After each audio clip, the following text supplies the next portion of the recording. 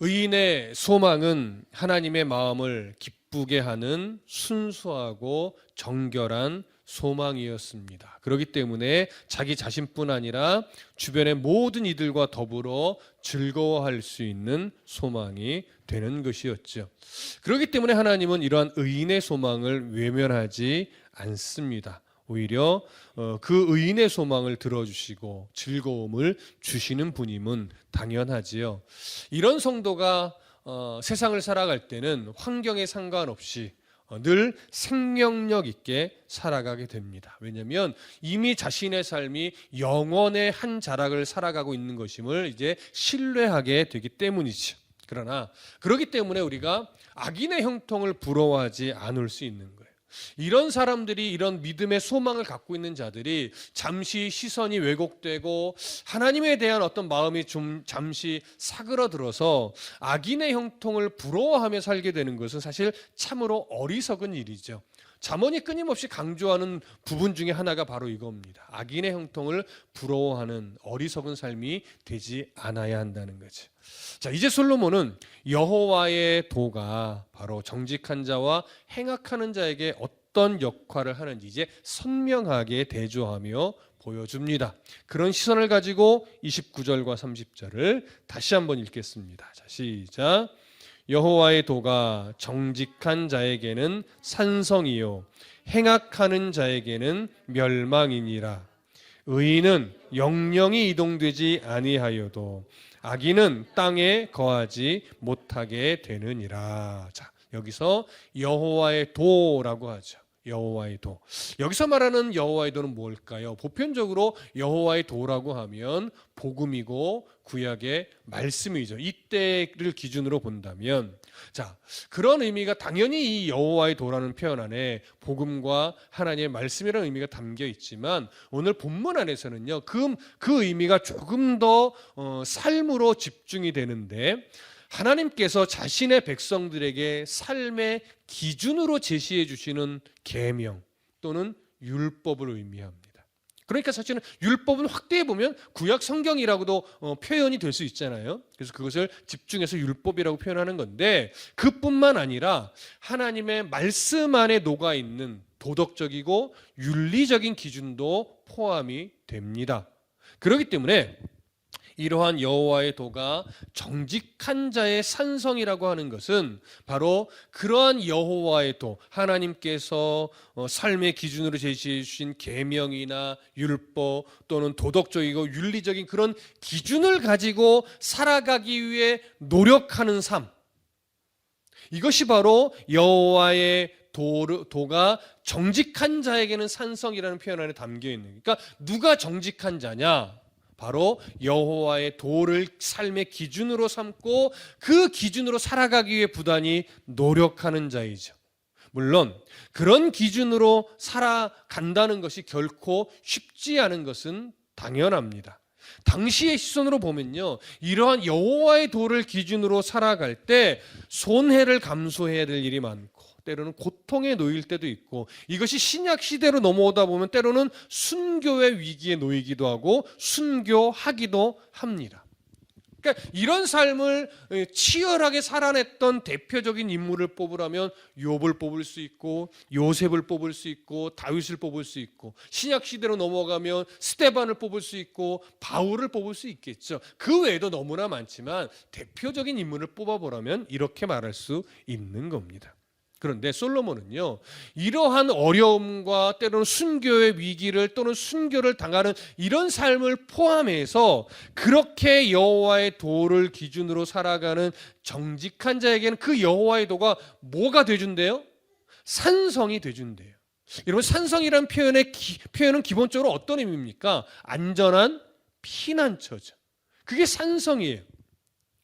그런데 사실은 이 산성이라는 표현에 어울리지 않게 정직한 자의 삶은 하나님의 여호와의 도를 기준으로 살아가려고 애쓰고 몸부림치는 자의 삶은 너무나 고돼요. 정말 산성이 되어주시는 게 맞나 싶을 정도로 너무나 고된 삶을 살아가요. 너무나 힘겨워요. 때로는 죽음의 위기까지도 건너가야 하니 욥처럼 건강까지도 잃어버리게 되는 상황도 생기니 정말 내가 여호와의 도를 기준으로 이렇게 치열하게 살아가고 있는데 정말 하나님은 내게 산성이신가? 하나님이 정말 나에게 안전한 피난처인가? 이런 물음을 우리는 종종 하게 됩니다. 피난처 되시는 하나님을 바라보는데 이런 상황이 너무나 자주 나에게 놓여진다면 우리는 정말 이런 충돌을 어떻게 이해해야 할까요? 시편은 이렇게 말합니다. 시편 119편 71절을 보면 고난당한 것이 내게 유익이라. 이로 말미암아 내가 주의 율례들을 배우게 되었나이다. 사실 우리가 이 구절을 별로 좋아하지 않아요. 그렇죠? 왜요? 너무 고된 인생을 살아가는데 맨날 고난이 유익이래. 그렇죠? 나는 힘들어 죽겠는데 이런 힘듦을 좀 이제는 좀 없애고 싶은데 늘 성경을 보면 고난이 내게 유익이래. 그래서 고난을 감수하고 살아가야 되는 건가? 언제까지 그래야 되는 건가? 우리는 사실 그런 물음을 던질 때가 많죠. 사실 그래서 우리는 이런 표현이 너무나 진리임을 알면서도 그리 좋아하지는 않는 표현이기도 합니다. 진리라는 걸 너무 잘 알죠. 왜 진리라는 걸 알아요? 살다 보니 그 고난의 끝자락에쯤 가보면 참 저 고난이 있었으니까 오늘 내가 주님을 이렇게 바라볼 수 있었던 거구나 알죠. 그래서 또 감사의 고백을 해요. 근데 그 감사의 고백 이면에는 뭐가 있어요? 하지만 요 다음에는 이제는 좀 이런 고난은 안 왔으면 좋겠습니다 라는 마음이 사실은 담겨 있죠. 근데 이게 진리임을 또 부정이 안 되는 거예요. 고난 속에 주님을 만나는 흔적이 있고 고난이 있으니까 내가 주께로 더 가까이 가고 고난이 있으니까 하나님의 깊은 마음을 발견하게 되는구나. 이걸 또 아는 거죠. 하나님의 법에 순종한다는 것이 무엇인지를 고난을 통해 우리는 배웁니다. 참 싫은데도 어쩔 수 없다는 걸 알죠. 이게 또 로마서 8장 17절을 보면요. 무슨 기록이 되어 있냐면 바울이 이렇게 말했어요. 자녀이면 또한 상속자 곧 하나님의 상속자여 그리스도와 함께한 상속자니 우리가 그와 함께 영광을 받기 위하여 고난도 함께 받아야 할 것이니라. 뒷부분만 없었어도 그렇죠? 앞부분 우리가 자녀이면서 또한 상속자요 그리고 하나님의 상속자요 그리스도와 함께한 상속자니 우리가 그와 함께 영광을 받노라. 여기까지만 있었으면 얼마나 좋을까요? 그 영광을 그리스도와 함께 받기 위하여 뭐도 함께 받아야 된대요? 고난도 함께 받아야 된대. 뒤에 구절만 없었으면 참 큰 위로가 되었을 텐데. 근데 중요한 건 바울은요 우리들에게 성도에 대해서 자녀이면서 상속자라는 표현을 했어요. 자녀라는 건 뭡니까? 가족관계 안에서 그 친밀한 가족관계를 의미하죠. 상속자라는 건 뭐예요? 상속받을 수 있는 지위에 있는 사람이다. 그 지위를 강조하죠. 그러니까 우리는 하나님과 친밀한 자녀의 신분인 자이면서 자녀뿐만 아니라 그 하나님의 나라를 기업으로 받을 상속자까지 된다라고 해요. 하나님 나라에 대한 권리가 주어져 있는 아주 특별한 지위를 받은 자라고 하는 의미죠. 바울은 바로 이러한 위치, 이러한 신분, 이런 이 지위를 매우 강조하면서 그 가치를 우리에게 그 가치가 어떤 의미인지를 말하는 거예요. 그리스도와 함께한 상속자이다. 물론 그리스도와 함께한 상속자다. 그리스도의 그 영광을 함께 받을 자다라고 하는 것이 예수님과 똑같은 지위다. 이걸 말하는 건 아니죠. 우리가 잘 알고 있다시피. 하지만 이 표현에는요 어떤 의미가 담겨 있냐면 우리에게 주어진 이 지위는 절대 사람으로는 또 사람의 노력으로는 받아낼 수 없는 아주 특별한 지위다라고 하는 의미가 담겨 있어요. 그렇기 때문에 우리는 그리스도와 함께한 상속자가 되었다라고 하는 이 가치가 얼마나 놀라운 가치인지를 마음에 새길 수 있어야 되고 그렇기 때문에 그리스도와 함께 영광을 받게 된다는 것이 얼마나 놀라운 소망인가 이것 또한 마음에 새겨야 합니다. 그러면서 그 영광을 함께 받기 위해서 그리스도와 함께 고난을 받게 된다는 말도 우리가 사실은 기쁘게 받을 수 있는 거죠. 여러분 그리스도와 함께 받을 영광 궁극적으로 뭐예요? 마지막 때에 그 새하늘과 새 땅에 주님과 함께 자녀의 신분으로 상속자의 지위를 가지고 당당하게 들어간다는 거죠. 그 나라에. 그래서 늘 말씀드리지만 기독교 신앙은요, 죽음 이후에 우리에게 주어질 하나님의 나라를 바라보지 못하면 올바른 믿음을 가질 수가 없어요. 그 나라에 대한 소망이 있기 때문에 우리의 믿음이 의미가 있고 가치가 있는 거예요. 단순하게 종교성을 가지고 예수 믿으면 좋은 거지 뭐. 예수 믿으면 그래도 착하게 살 수 있잖아. 예수 믿으면 하나님 복 주잖아. 기독교 신앙은 이런 가치가 아니죠. 그리스도의 신앙은요, 결국 죽음 이후를 바라보는 거예요. 죽음 이후에 우리가 어떤 모습으로 살아가게 되는 자인가. 그리고 그 소망이 있기 때문에 오늘 이 땅에서 우리가 어떻게 살아갈 힘이 있는가. 이것이 우리의 신앙이죠.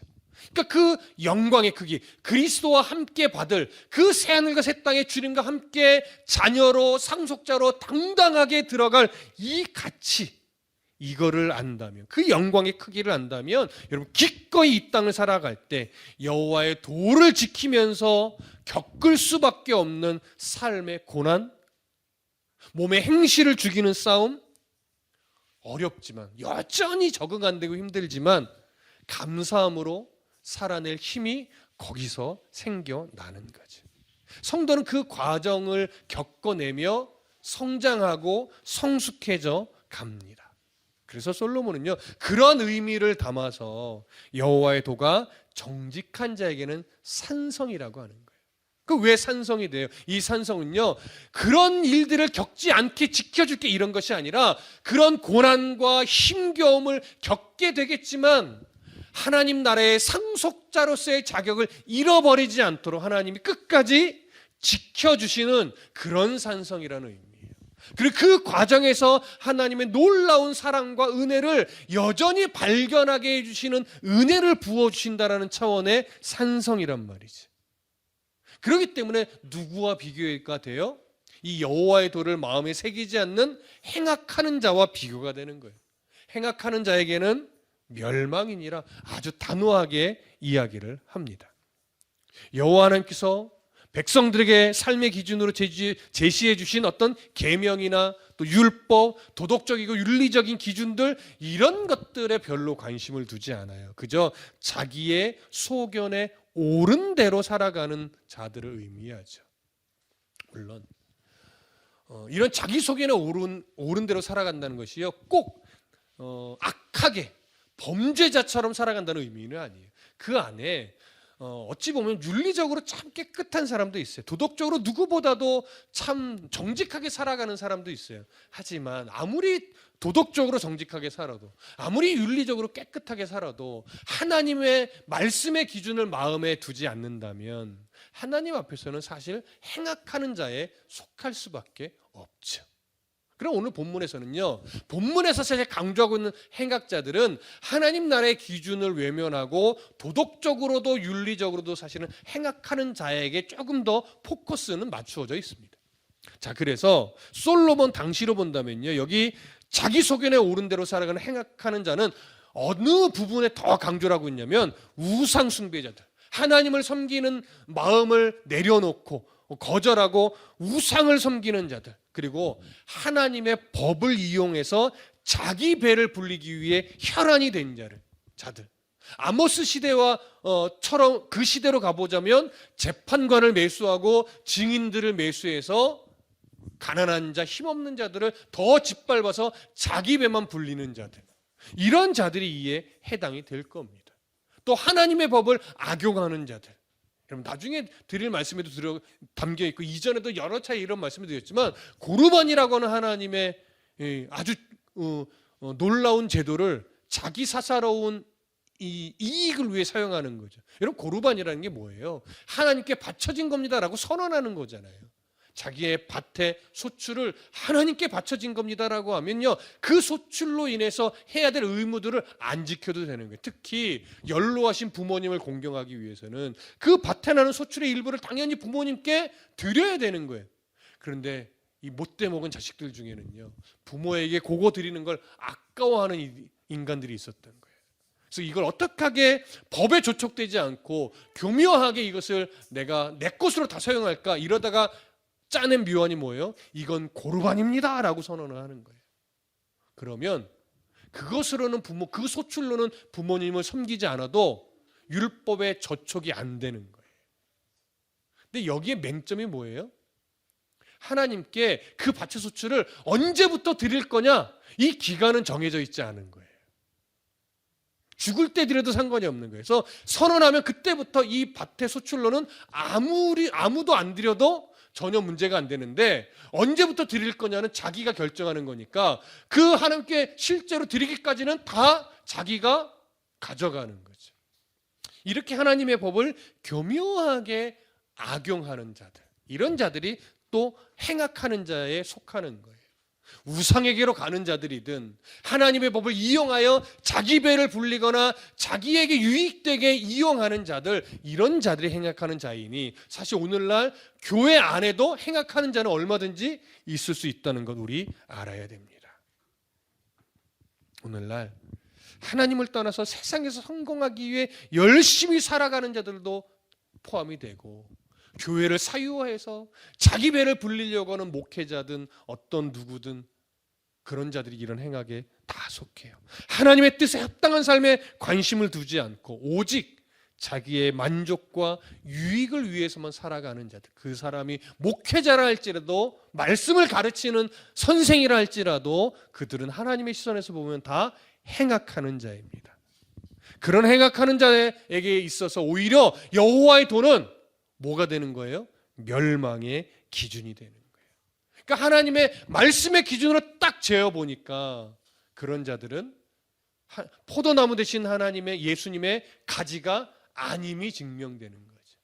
그러니까 오늘 우리가 예수님 말씀하셨던 것처럼 그는 포도나무에 우리는 가지다라고 말씀해 주신 게 얼마나 큰 은혜인지 몰라요. 이게 왜 은혜입니까? 내가 연약해도 내가 부족해도 내가 하나님 나라를 소망해야 되는 거 알면서도 자꾸 내 시선이 세상에 쏠려 있다 할지라도요, 우리가 포도나무 대신 예수 그리스도의 가지가 이기만 하면 하나님은 예수님은 우리의 모든 인생을 간섭하고 섭리해서 그 시선을 하나님에게서 절대 끝까지 외면하도록 놔두시지 않기 때문에 그래요. 그러니까 진짜 산성이 맞아요. 끝내 하나님 안에서 서 있게 만들고 끝내 하나님을 바라보게 만들고 끝내 하나님의 나라를 소망하는 자로 육체의 인생을 마무리하도록 하나님이 이끌어 가시거든요. 그러니 산성이심이 맞는 거예요. 그저 그냥 우리의 상태에 따라 버리시거나 우리의 상태에 따라 외면하는 하나님이라면 어쩌면 우리에게는 산성이 안 될 수도 있겠죠. 그런데 확실한 산성이에요. 정말 완전한 산성이에요. 왜냐? 안 버리거든요. 왜냐? 끝까지 지켜내거든요. 왜냐? 새하늘과 새 땅에 들어갈 때까지 우리를 포기하시지 않거든요. 그래서 산성이 맞는 거예요. 여러분, 멸망당할 걱정이 이제 우리에게는 없습니다. 그러니 함부로 살아도 되는 것이 아니라 그러니 마땅히 그의 합당한 삶을 살아내는 게 우리가 지금 해야 될 애씀이요 노력인 거예요. 불편한 일이 생긴다 할지라도 고단한 일이 생긴다 할지라도 내게 손해가 되는 일이 생긴다 할지라도 우리가 이 길을 포기할 수 없는 것은 예수님이 그의 피로 우리를 값주고 사서 포도나무 대신 그 예수님의 가지가 되게끔 우리를 접붙여 주셨기 때문이죠. 그러니 우리는 하나님의 인도하심을 따라 열매 맺는 삶을 살아감이 마땅한 겁니다. 내 노력으로 열매가 맺혀지는 것은 아니지만 결국 산성 되신 예수님께서 우리의 삶을 다듬고 간섭하여 결국은 열매 맺는 인생이 되게 이끌어 내시죠. 산성이시니까. 여러분, 바로 이 소망을 바라보는 겁니다. 악인의 형통은 이 땅에서 누리는 잠시의 즐거움에 젖어서 그 하나님의 나라의 소망을 바라보지 않는 어리석은 자지만 우리는 이 땅에 고난이 있을지라도 하나님의 나라의 소망으로 기꺼이 복된 삶을 살아가는 자들이니 우리가 더 복된 자들이죠. 그러니 악인들처럼 이 땅에 잠시 누리는 그 즐거움과 영원한 하나님의 나라에서의 복을 맞바꾸지 않는 그런 인생이 되어야 합니다. 그래서 솔로몬이 이렇게 말한 거예요. 30절에서 의인은 영영이 이동되지 아니하여도 악인은 땅에 거하지 못하게 되느니라.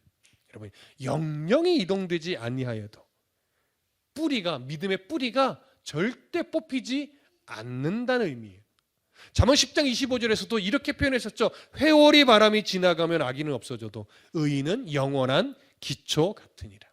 그 뿌리가 뽑히지 않는다는 거예요. 포도나무 대신 예수님에게서 우리의 가지가 잘려나가지 않는다는 의미예요. 언제까지? 하나님의 나라에 입성할 그때까지.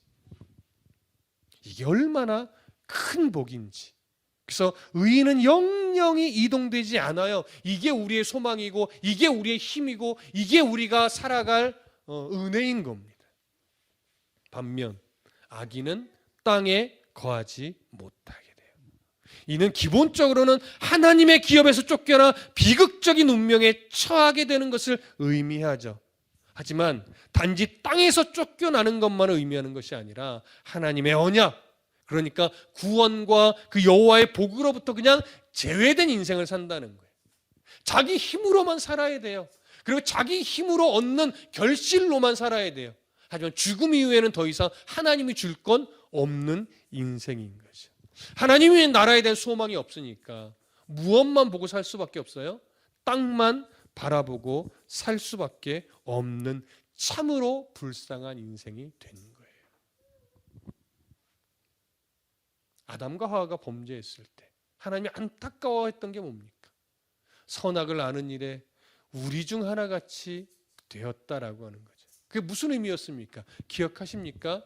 이제는 자기 판단으로 살아가야 되는, 이제는 자기 선택으로 살아가는, 이제는 자기 판단과 자기 선택에 책임을 지며 살아가는 참으로 안타까운 인생이 됐다는 거예요. 하나님처럼 정말 그 뭔가 선악을 아는 일에 신처럼 우월해졌다는 의미가 전혀 아니라고요. 모든 지혜는 하나님으로부터 나오는 거예요. 하나님이 옳다 하시는 것이 의고 하나님이 아니다 하는 것이 악이란 말이죠. 그 기준은 하나님에게 있는 건데, 그래서 우리는 하나님이 옳다 하는 것만 바라보며 살아가면 되는 거였어요. 하나님이 먹으라 하는 것만 먹으면 정말 평생을 안정되게 평안하게 살아가는 존재였단 말이죠. 그런데 이제는요, 자기가 선악을 판단해야 되고요, 자기가 땀을 흘려 개간하게 해야 되고요, 자기가 잘못해서 벌어지는 일은 고스란히 자기가 책임져야 되는 그런 안타까운 인생이 된 거예요. 여러분, 왜 지금 우리의 인생이 고단합니까? 원론적으로 따지고 보면요, 우리가 아담과 하와의 후손이어서 그래요. 근데 그건 우리가 이미 불평할 수 없는 일이죠. 그래 우리는 어떻게 해야 되겠습니까? 그 옛사람의 습관들, 아담으로부터 내려왔던 어쩔 수 없는 죄인된 습관들, 내가 판단하고 내가 노력해야 되고 내가 내 힘으로 뭔가 살아내려고 하는 그런 내 중심의 생각들이 빨리 말씀 안에 끼워져서, 당연히 내가 노력하는 거지만 내 노력이 누구의 은혜 안에서 살아가는 사람으로 바뀌어져야 되는 거예요. 주의 은혜 안에서 노력하는 자, 하나님의 마음 안에서 힘쓰는 자, 하나님의 법 안에서 인생의 기준을 가지고 부단히도 힘들지만 그 길을 걸어가기를 포기하지 않는 자, 이런 자는 바로 여호와께서 산성되신 성도의 삶이 되는 겁니다. 하지만 오해는 하지 마십시오. 그렇게 살아야 하나님이 산성되어 주시는 게 아니에요. 하나님이 이미 우리의 산성이시기 때문에 그걸 믿음으로 바라보고 신뢰하며 그렇게 살아가야 하는 거지. 구약 시대에는 이렇게 설명을 해야만 했다면 이제 신약 시대에는 그 의미가 더 발전해서 우리는 산성되신 하나님의 은혜 아래 있는 존재이니까 그 자녀다운 합당한 삶을 살아가기 위해 고단한 인생을 두려워하지 않고 기꺼이 마주하며 믿음으로 달려가는 거예요. 이런 복된 인생을 놓치지 마시고 산성되신 하나님의 은혜를 오늘도 바라보며, 오늘 하루도 고단하셨겠지만 또 내일도 조금은 고단한 인생 하루가 되겠지만 오늘보다 내일 더 감사함으로 더 소망 있게 살아가는 성도의 삶이 되어주시기를 간절히 소망하고 축복합니다. 기도하겠습니다.